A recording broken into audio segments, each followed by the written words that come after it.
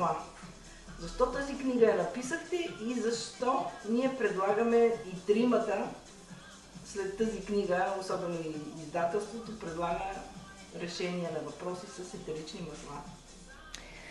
Ами, ароматерапията е един древен метод, който в същото време е вече научно обоснован и има своето място в медицината като наука, защото днес това, което са знаели нашите предци за силата на въздействието на етеричните масла, днес това всичко се доказва от науката. Онези мънички молекули, които могат да активират имунитета ни, да се борят с вирусите и с бактериите, да ни правят по-концентрирани или по-спокойни, те вече са добре познати на науката, изучени и ние вече имаме научни доказателства за тяхната ефективност. А пък в практиката ни това се доказва ежедневно, нали, доктор Иванов? Така. Те стават все по-актуални и в контекста сега се намираме в разгара на епидемии няколко. Върви си ковидната епидемия, върви с пълна сила се развива грипната и още един куп други вируси. Антибиотици, слава Богу, вече не могат да се купуват така свободно, но дори да се купят, те не вършат работа при вирусните инфекции, каквито са в момента върлуват. И така, че с етеричните масла ние можем изключително ефикасно да противодействаме на вирусите. Има етерични масла, които директно ги унищожават. Има етерични масла, които са изключително добри и при бактериални инфекции, а пък бактериалните инфекции, където може да се каже, че в определени случаи е оправдано антибиотично лечение, за съжаление се развива пък там голяма резистентност. И в следствие на това неконтролируемо използване на антибиотици до този момент, ние се сблъскваме с един феномен, елементарни бактериални инфекции, които до този момент са били повлиявани изключително лесно, вече много трудно могат да бъдат повлияни и с най-съвременни, най-добри антибиотици, докато към етеричните масла не може да се развие резистентност. Това, което спомена доктор Карабелова, тези малки молекули, които примерно в етеричното масло от роза са над 500, няма как бактерията да развие резистентност към тази комбинация от няколко стотин молекули, които действат синергично, антисептично, противовъзпалително.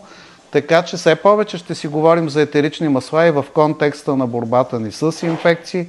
Да не говорим, че те са изключително полезни за контролиране на стреса, който винаги си е актуален по всяко време. Знаеме в какви времена живеем. За детоксикация, за подобряна на обмяна на вещества, на храносмилане, на какво ли още не. А някои, които най-топ в момента можем да ползваме? Много ни ограничаваш с това 3, обаче мисля, че мога да се вместя. Аз ще кажа моите 3 и ти, ако искаш, кажи твоите 3. Сигурно ще се дублират с твоите. Едно от най-антиепидемиологичните масла, това е маслото от евкалипт. Ние имаме щастието да разполагаме с един наистина уникален евкалипт. В световен мащаб евкалипта, за да има тази сила на действие, да има такова високо ниво на евкалиптол или веществото, което е най-ценно в самия евкалипт, това е един цинеол, т.е. над 80% да бъде цинеол или евкалиптол в това масло. Обикновено маслото се дестилира 2 пъти. Докато това масло, което се извлича на остров Мадейра, на португалския остров Мадейра, приготвя се от прясно откъснати млади до 2-годишни растения, само от връхните клонки, от листенцата. Подлага се на дестилация в изворна вода, която се намира там именно в тая местност. Се оказва, че има уникалното свойство да има това високо съдържание на цинеол, 80-85% още при първата дестилация.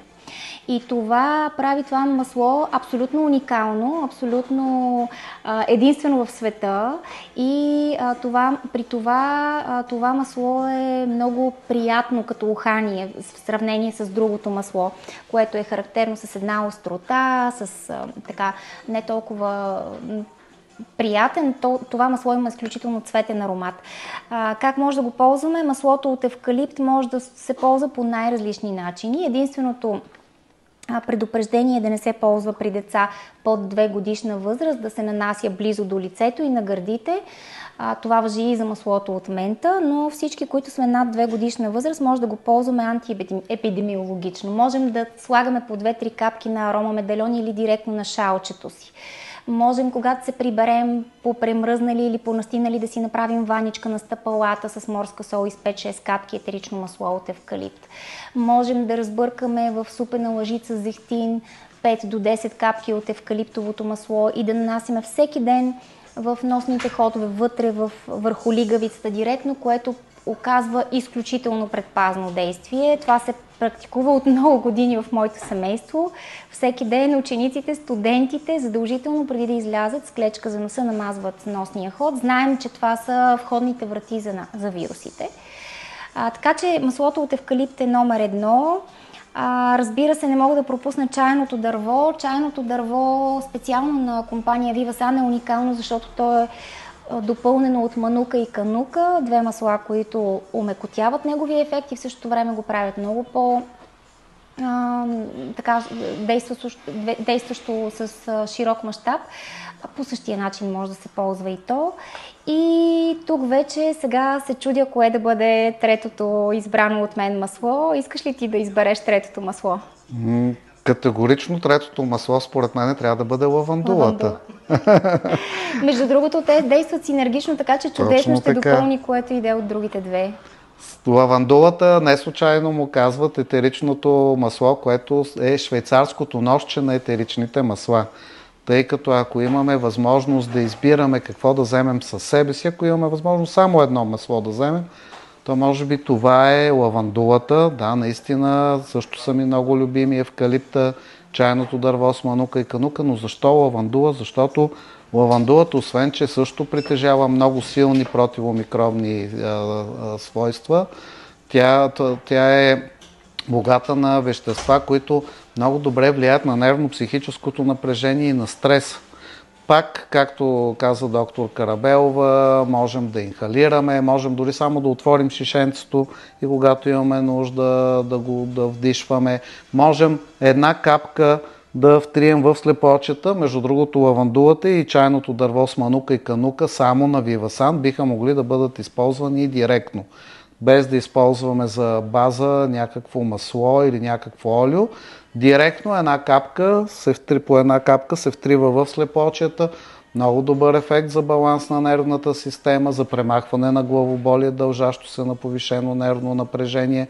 Лавандулата е етеричното масло, с което преди години бях на едно дълго пътуване в Индия с водена от мен йога група. Сега пак предстои такова пътуване в Индия и пак ще кажа на хората задължително да имат със себе си етерично масло от лавандула, защото освен всичко друго, то е особено ефикасно, когато има наранявания.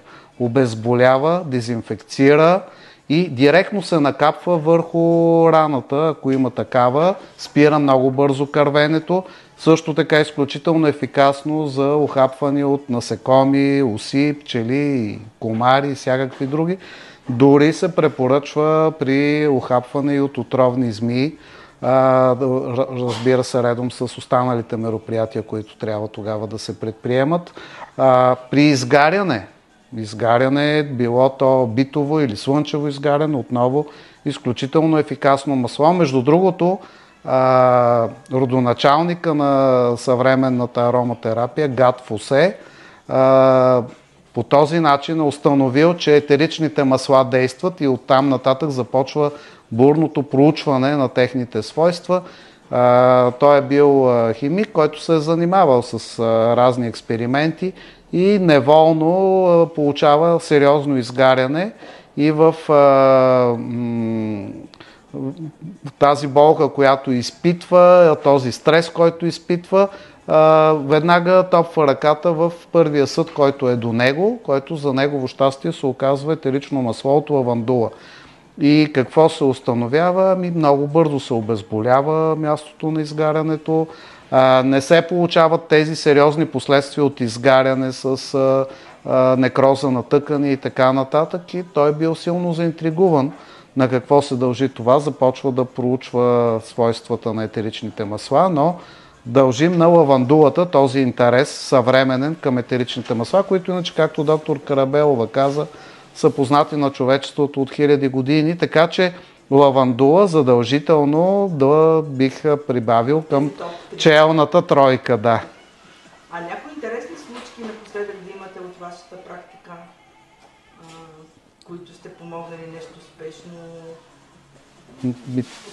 Те са много. Аз мога да кажа примерно и после, или може би доктор Карабелова, пък аз после ще се включа.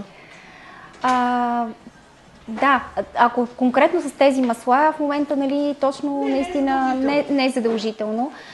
Много успешно, ние казахме чайно дърво. Чайното дърво много успешно се бори с гъбични инфекции, без значение от тяхната локализация, дори гъбички на ногтите, например. И имаме много такива, да, аз имам много такива успешни случаи, стига пациентите да са достатъчно упорити, дори гъбични инфекции, които не са повлияни от медикаментозна терапия.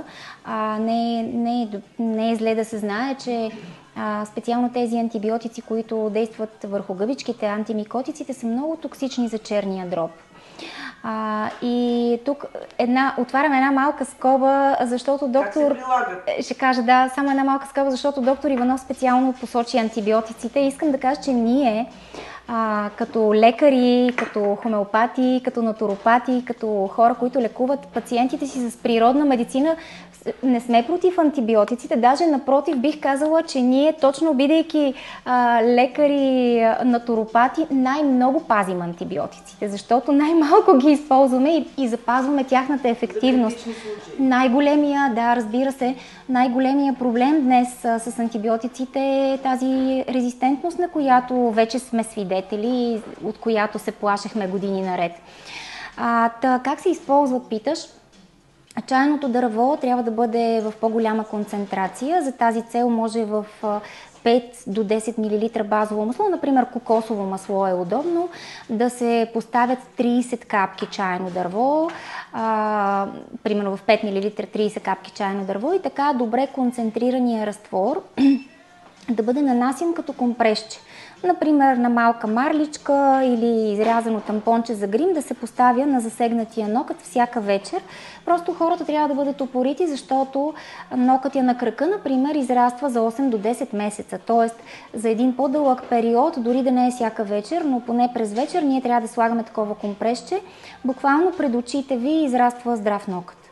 Това съм го виждала многократно в практиката ми. Може зехтин, не е за предпочитане зехтина, но разбира се, че може всяко базово масло, което имаме вкъщи, може да ни свърши работа. Кокосовото масло само по себе си също има известни антибактериални свойства, когато е в контакт с кожа и лигавици. Така че такива случаи имаме много. Имаме много случаи на... Аз искам да кажа за едно масло, което е много, много специално и много уникално, което е, може би, на цената на едно масло чайно дърво с манука и канука, всъщност е в 5 пъти по-голямо количество. Това е много универсално масло, специална смес от 33 различни етерични масла, предимно алпийски билки и някои други масла, което се приготвя по много стара технология. Изготвянето, смесването на тези 33 различни масла трае 2 години и се получава едно много богато и много нежно в същото време масло, което може да бъде използвано по най-различни начини. Например, за облегчаване на кашлица, за подобряване на дишането, дори при ларингити може да се ползва като гореща инхалация, в гореща вода да се капне. Може да се разтрие върху област от кожата, която е засегната от някакво нараняване, от ухапване, от насекоми, както каза доктор Иванов и за маслото от лавандула. Един от любимите ми начини да ползвам това масло е за гаргара, когато има болка в гърлото, или директно накапано по няколко капки, 2-3 капки, например, на малка бучка захар. Особено когато много говоря, след лекции гласът ми пада. Тогава това много ми помага и за хората, които често страдат от болки в гърлото, за учителите, за тези, които говорят по-високо и по-дълго. Това е истински балсам. това е истински балсам, да. Ами, знаеш ли, много често ние си го делим, защото то е голямо количество и стига наистина за много време. Това е 50 мл. Това са 5 шишенца по 10 мл. Да, ако имаш вана, може да си направиш вана с него. Освен това има изключителен аромат, много нежно. Може ваничка на стъпалата да се направи. Супер универсално масло. Може дори при хрема малко разредено или дори не разредено, но нали, съвсем малко, 1-2 капки да се нанесе вътре на носните ходове.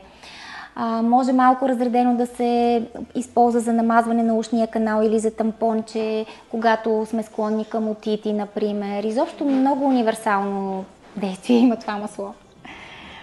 За моите практически, ами много Кажи ти някои случаите, просто как да... Аз водя групи по йога и включително и вечерни такива, и вечер на вечерните групи присъства и моята съпруга на водените от мен практики. Прибираме се късно вечерта и не върви да се яде нещо тежко, обикновено ядем салати. И неотдавна моята съпруга в бързината да направи салатата много сериозно си сряза пръстите. И слава Богу, че точно съвсем до мястото, където в кухнята се държат етерично масло от лавандула и арника и апис мелифик. Това са 2 хомеопатични лекарства. И без да се губи време, без да първа човек да ходи, да търси, да купува, просто имаме ги в наличност. Лавандулата веднага директно се посипах върху раната. И в същото време смуча арника. И изключително бързо спря кървенето, изключително бързо се повлия болката. Успокои се, защото лавандулата има и успокояващ ефект, нали? Премахва и този стрес, който е изживян в тази ситуация. И не остана никакъв белег от това срязване, благодарение на това, че имахме етерично масло от лавандула. Без лавандула не тръгвам и когато разхождам внучките в парка. Всички знаем децата колко често падат, ударят се, ранички. И сега, ако попиташ по-голямата внучка, която на 4 години скоро ще стане, кое е етеричното масло, което капваме върху ранички, тя ще каже, че това е лавандула. Така че нещо, което е приложимо и за деца. Знаеме, че не всички етерични масла са приложими за деца, докато лавандулата е едно от малкото етерични масла, които са приложими за децата от тяхното раждане. Включително когато имат колики, когато са нервни, напрегнати, страдат от безсъние.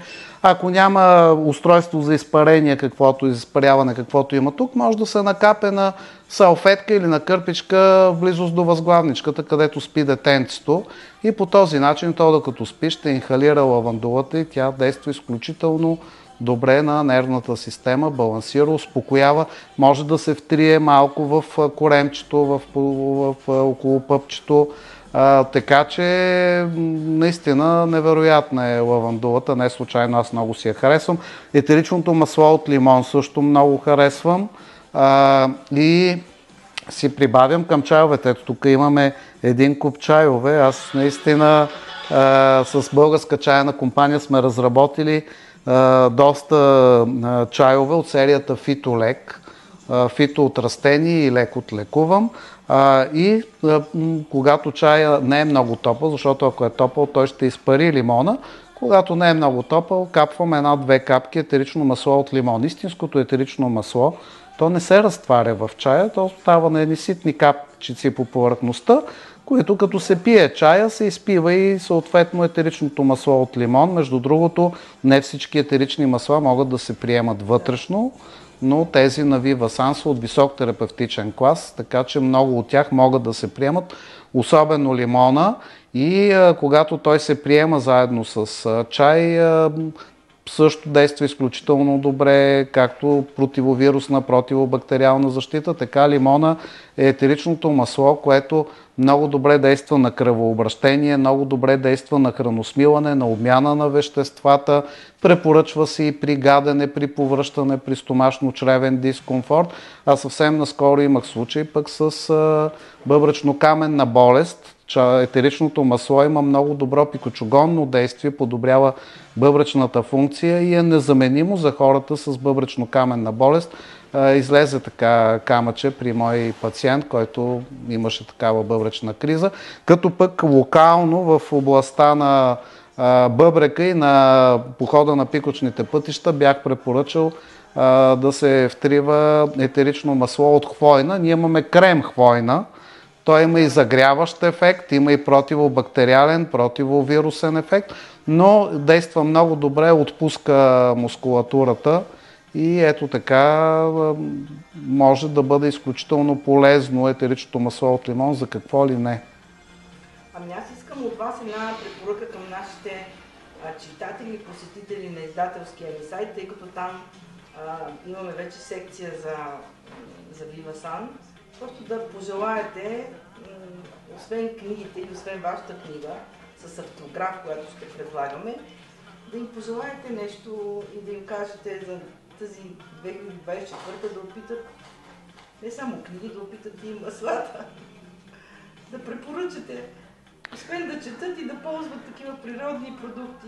Ами препоръчваме, аз като така привърженик на източната философия, нали, освен че практикувам, преподавам йога, много ми харесва, ще цитирам думи на Буда: мога да ви заведа до извора, но не мога да пия вода вместо вас. Така че и пак Буда, и аз една такава книга имаме заедно с тебе, с твоето издателство. Всичко е в твоите ръце, значи всичко си зависи от нас самите, от избора, който правим и от това, което не правим също така. Така че имаме свободна воля, от нас зависи да направим това, което зависи, за да сме по-здрави, за да имаме по-добро качество на живот. Определено етеричните масла много могат да допринесат за това. Напълно подкрепям това, което каза доктор Иванов. Единствено ще допълня, че тази високосна година е и годината на зеления дървен дракон. И енергията, която е скрита в това, така, аз малко си, без да съм специалист, се интересувам доста от китайска медицина. Тя до известна степен ще изложи храносмилателната ни система и по-специално меридиан жлъчен мехур и меридиан стомах така на... Хайде да не казваме изпитание, да, но ще изисква от нас да се погрижим за тях. И етеричните масла са едно от нещата, които много могат да ни помогнат в тази посока. В този аспект ние с доктор Иванов планираме и едно събитие, което ще бъде тук в центъра ни на 24 февруари, за което хората могат да прочитат на страницата на Сведан. Вие също ще ги уведомите. То ще бъде посветено специално на храносмилането, на това как да подобрим работата на стомашно-чревния си тракт. И това, което каза Мариан, абсолютно е вярно. Хората, наистина, ние оставяме една голяма отговорност да тегне на плещите им, но всъщност вашите почитатели, вашите читатели със сигурност, аз вярвам, са много отговорни хора. Всички четящи хора искат да се образоват не просто така, за да наистина да бъдат по-здравите и семействата им, да живеят по-добър живот. И с етеричните масла това може да се постига много лесно, защото те имат изключително дълбоко въздействие и на физическо ниво, и на нашите емоции. Така че аз наистина призовавам хората да изучават ароматерапията, да изпробват нейните възможности и да се радват на по-хармоничен живот с тях. Аз да добавя, че на този семинар, който името му е "Яж, движи се и обичай", ще говорим освен за етерични масла и за лечебни растения, за хомеопатични лекарства, за шуслерови соли, които подобряват храносмилането и обмяната на веществата, а също и за определени практики, взаимствани от дао, от йога. И за да завърша, да кажа, че не всичко струва пари. Една елементарна хаста мудра. Хаста мудра е мудра с пръсти.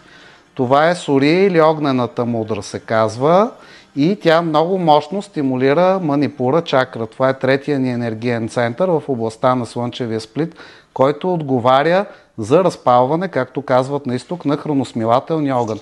Всеки може да си го прави абсолютно безплатно. Препоръчва се по възможност да се прави с двете ръце и по възможност на ден по 10-15 минутки. Можем да ходим така по улицата, можем да седим в градския транспорт. Да. Колко хора виждаме, които са в метрото, ето аз сега дойдох с метро, всеки седи, изяпа на някъде и така това време, което е в градския транспорт, може би го счита за загубено, а то не е загубено, ако ние се сетим, че можем да направим нещо за себе си. Можем да правим тази мудра, тя освен всичко друго стимулира щитовидната жлеза, която също отговаря за доброто храносмилане, освен за всичко останало. Спомага за активиране на обмяната на веществата, за премахване на излишните килограми, разбира се в комбинация с още много други неща. Така че ето Сория, огнената мудра. Да, поздрав. И ще стане въпрос за още много други такива мудри на нашия семинар с доктор Карабелова и източни практики, които са доказали своята ефективност от хиляди години. Много ви благодаря и пожелавам прекрасна, високосна, успешна година.